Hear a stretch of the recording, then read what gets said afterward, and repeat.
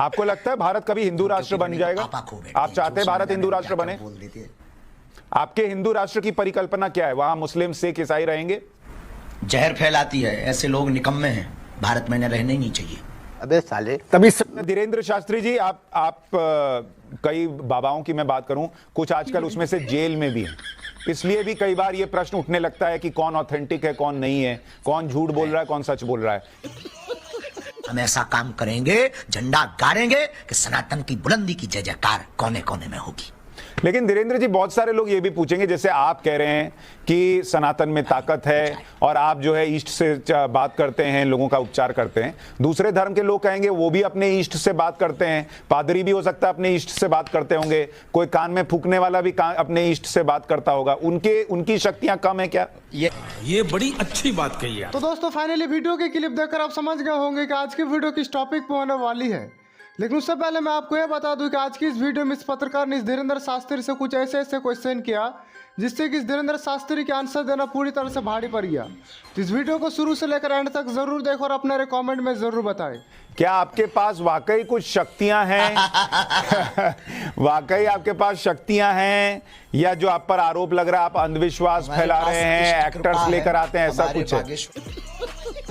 अंधविश्वास फैलाने वाली बात ना तो हम कोई जादू टोना करते हैं, ना हम कोई झाड़ फूक करते हैं। झूठ बोल रहा है। हमें लगता है आपको करीब से हमें देखना चाहिए और हमारे दरबार को ऑब्जर्व करना चाहिए। क्या हम अंधविश्वास फैला रहे हैं या सच में लोगों को अंधविश्वास के खिलाफ जगा रहे हैं? बोलते हैं कि सनातन में क्या ताकत होती है। कितने भी ये पादरी और मौलवी हैं पूरे दुनिया के, बागेश्वर धाम की इस आभास और इस शक्ति का सामना नहीं कर सकते। आपको हनुमान जी दिखते हैं क्या? नहीं। बालाजी की कृपा है, ये सब सनातनियों का प्यार है हमारे लिए, और सब सनातनी पूरे भारत के साधु संतों का आशीर्वाद है, और हम भारत के संतों का नाम रोशन करके ही रहेंगे। हम ऐसा कोई कृत्य नहीं करेंगे जिससे सनातन झुके। हम ऐसा काम करेंगे, झंडा गाड़ेंगे कि सनातन की बुलंदी की जय जयकार कोने कोने में होगी।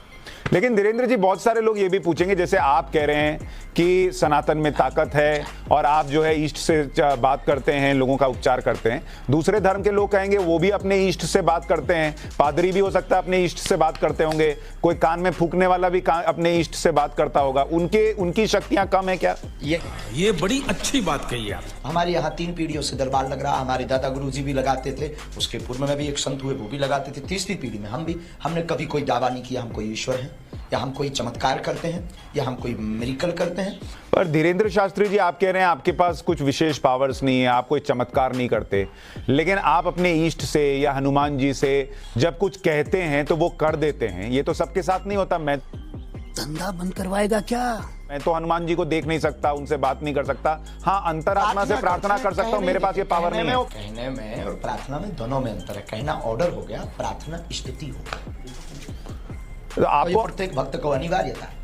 नहीं, लेकिन आपके पास जो पावर्स हैं वो मेरे पास तो नहीं है ना, तो आप तो विशेष हुए। फिर ये फंस गया सीएम। मैं आपसे तो आप लोग ये कहना बंद कर दीजिए अंधविश्वास और विश्वास क्या है। भारत में चादर चढ़ाना विश्वास श्रद्धा है, लेकिन भारत में अर्जी का नारियल बांधना अंधविश्वास है। भारत में कैंडल जलाना श्रद्धा है, लेकिन बागेश्वर धाम की अर्जी लगाना अंधविश्वास है। ये दोगलापन लोग लाते कहां से हैं? हमें तो इस बात पे हंसी आ रही है। हम टोपी वालों को भी सीताराम बुलवा देंगे, आपकी न्यूज पर बोल देते हैं क्यों चिंता कर रहे हो तुम। लेकिन आप जिस धर्म की बात कर रहे हैं वो तो कभी कन्वर्जन में विश्वास नहीं रखता। आप कह रहे थे कि मैं टोपी वालों को भी सनातनी बना दूंगा। सनातनी मतलब वो पहले से हैं, बस कुछ दिनों के लिए भूल गए हैं। कोई अपने बाप को बाप ना कहे तो इसमें बाप की कोई गलती नहीं है, बेटा की गलती होती है। अब कोई बेटा बाप को बाप ना कहे तो इसमें उसकी बाप की बेचारे की क्या गलती है, माय डियर। पर धीरेन्द्र शास्त्री जी, उन्होंने अपना एक रास्ता चुन लिया ईश्वर तक पहुंचने का। क्या वो रास्ता सनातन से होकर गुजरे, ये जरूरी है? ये बड़ी अच्छी बात कही है। क्या मैं कह रहा हूं, उन्होंने अपना एक रास्ता चुना है अपने ईश्वर तक पहुंचने का। क्या वो रास्ता, हर रास्ता सनातन के रास्ते से होकर गुजरे, ये जरूरी है? ईश्वर एक है, दिखाई देने वाले रूप अनेक हैं, पर ईश्वर परमात्मा एक है। शास्त्र ऐसा कहते हैं। तो क्या इसके लिए जरूरी है कि टोपी पहनने वाले को भगवा पहनना पड़े? शाबाश बेटा। अच्छा धीरेन्द्र शास्त्री जी, ये बताइए, अभी मैंने आपका एक वीडियो देखा जिसमें एक व्यक्ति, जिस पर कहा जा रहा है कुछ प्रेतात्मा आई हुई है, और आप किसी को कह रहे हैं इसको उठा के पटको, इसको नीचे फेंको। किसको बोल रहे थे आप? कौन उठा के पटक रहा था? हम तो किसी को बुलाते नहीं, वही आते उन्हीं पे चढ़ते उन्हीं के बालाजी उतार देते हैं। अब इसमें हमारे ऊपर क्यों कंट्रोवर्सी? किस इसकी माँ का भोला चेहरा साले खाते हैं आके भूल भी जाते हैं। तो दोस्तों जैसे कि आप देख सकते हैं कि इस धीरेन्द्र शास्त्री का कहना है कि मैं लोगों के पास नहीं जाता बल्कि लोग जबरदस्ती मेरे पास आते हैं। तो इस धीरेन्द्र शास्त्री के लिए आप लोग 2 शब्द जरूर कहें और इस वीडियो के एंड तक जरूर देखें। धीरेन्द्र जी, अंधविश्वास है। धीरेन्द्र जी, होता क्या है? भी अंधविश्वास नहीं, धीरेन्द्र जी देखिए, होता क्या है कि जैसे आप कह रहे हैं आपको आपके इष्ट की सेना भी दिखती है जिससे आप उठाकर पटकवा देते हैं, या आपको पहले पता चल जाता है किसके मन में क्या चल रहा है, आप लिख कर दे देते हैं। ये चूंकि सबके पास ये पावर नहीं है तो इसलिए लोगों को शक होता है कि ये आदमी सही बोल रहा है या गलत बोल रहा है, वो पूछते हैं। हम सनातन का झंडा गाड़ कर रहेंगे।